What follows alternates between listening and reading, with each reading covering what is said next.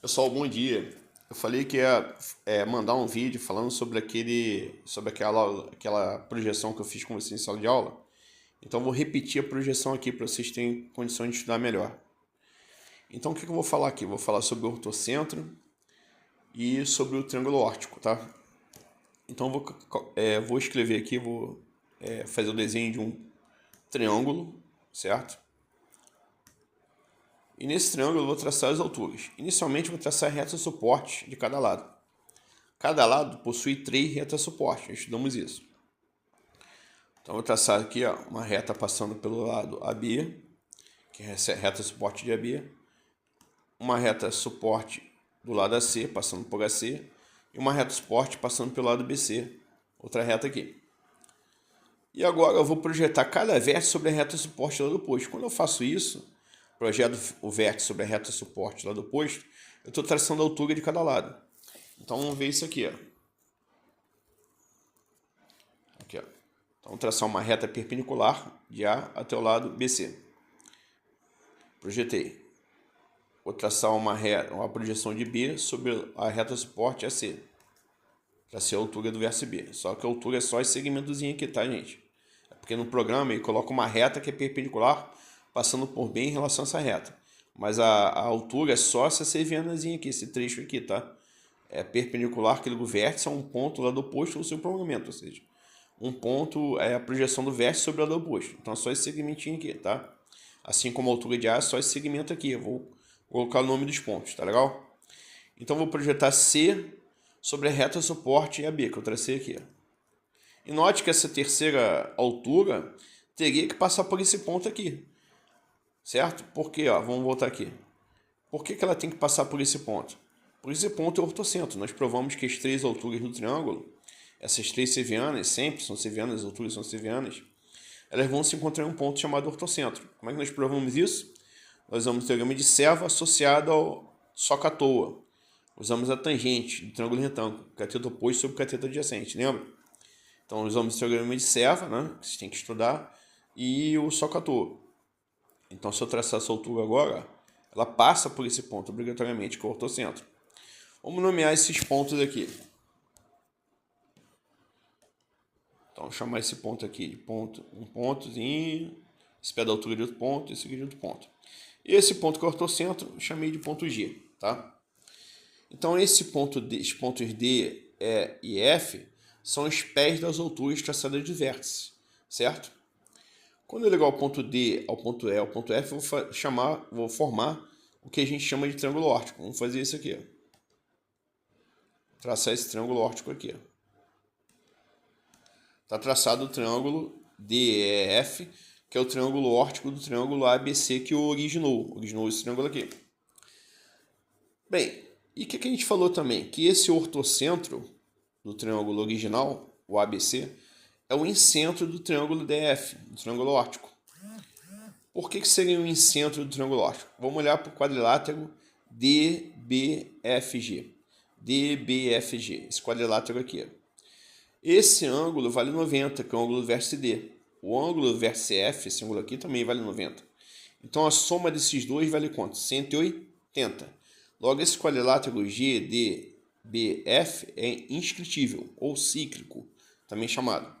Ou seja, se eu traçar uma circunferência, uma linha que passa por GDB, ela também obrigatoriamente vai passar por F. Vamos ver se isso é verdade? Vamos lá, vamos traçar uma circunferência aqui. Vou colocar mais aqui. Ó, pegar o ponto G, D e B. Olha lá. Ela obrigatoriamente passou por que ponto? Pelo ponto F, não é isso? Olha para o quadrilátero EGFC. EGFC. Esse ângulo é o pé da perpendicular, da altura, vale 90. Esse vértice F, esse ângulo F aqui, ó, também é o pé dessa altura aqui, então vale 90. Então a soma desses dois ângulos opostos vale 180. Logo, esse quadrilátero EGFC também é inscritível.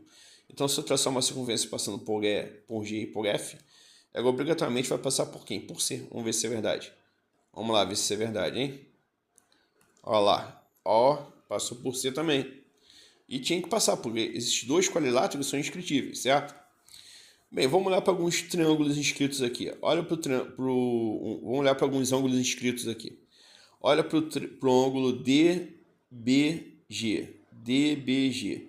Esse ângulo aqui, se ele vale alfa, esse arco DG vale 2 alfa, que é um ângulo inscrito.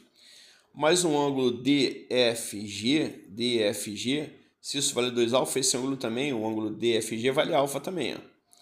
Note que esses dois ângulos aqui fazem parte do arco capaz. Nós vimos também o arco capaz DG, que enxerga o segmento DG, a corda DG, sob o mesmo ângulo alfa.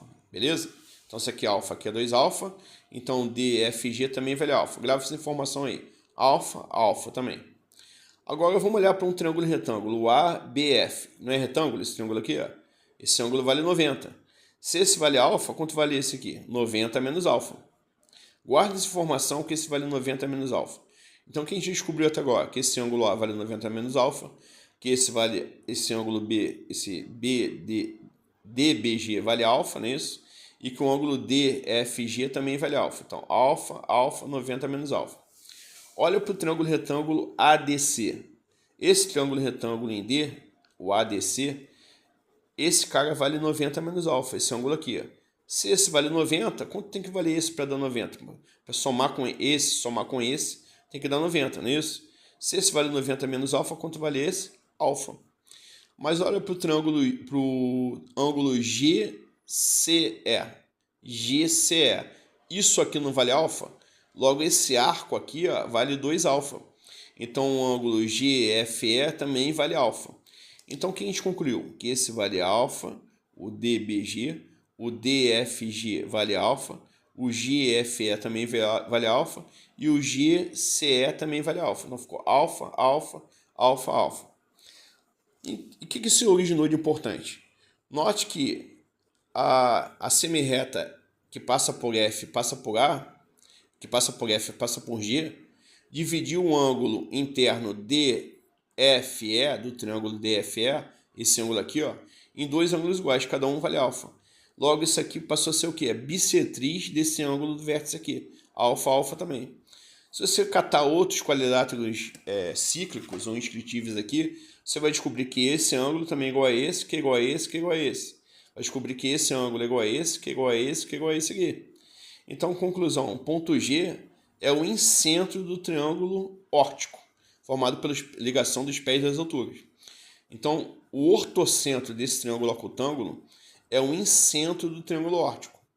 Só que nem sempre esse triângulo órtico vai existir ou o incentro. E às vezes, quando existir esse triângulo órtico, nem sempre o incentro dele vai coincidir com o ortocentro desse triângulo original.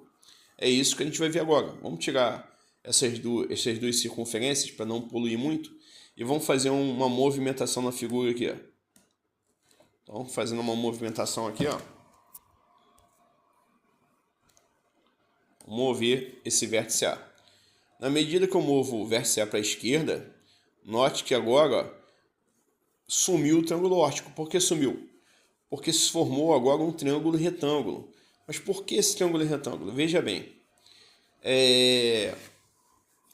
Quando você no triângulo retângulo, quando esse ângulo vértice vale 90, quando você traça a altura do vértice A em relação à reta suporte do lado oposto, ou seja, projeta o vértice A sobre essa reta suporte do lado oposto, como esse ângulo já vale 90, o próprio vértice é a projeção de A sobre a reta.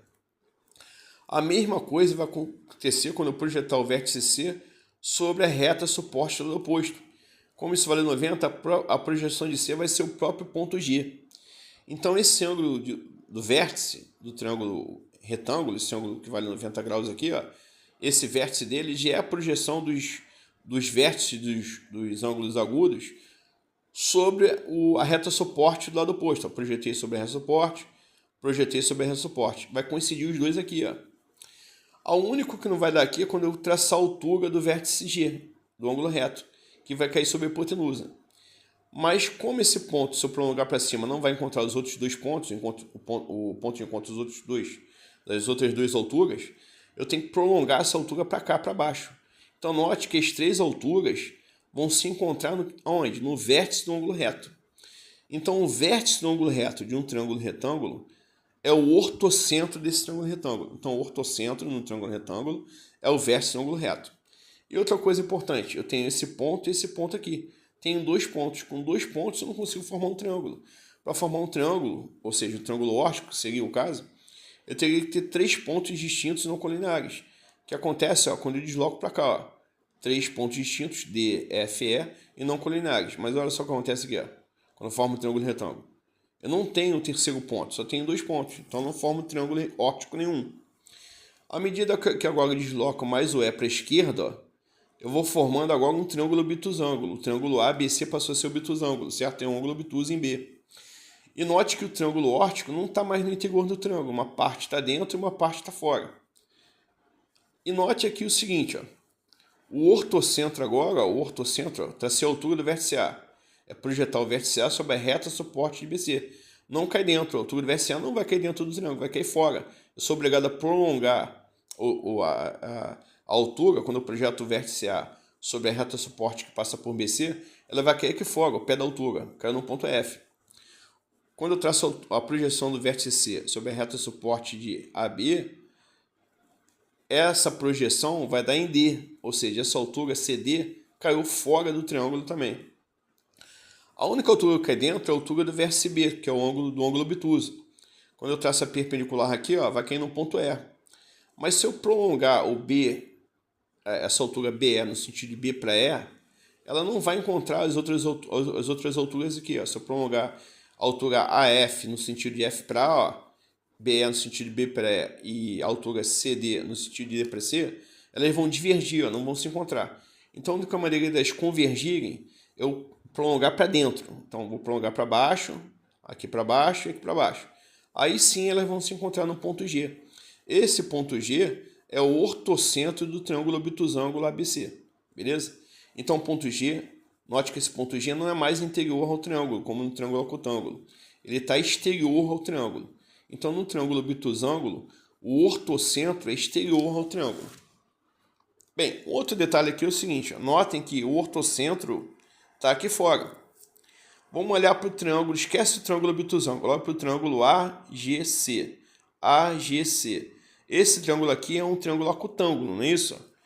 E note que nesse triângulo acutângulo, esse triângulo FDE é um triângulo óptico desse triângulo acutângulo. Por quê?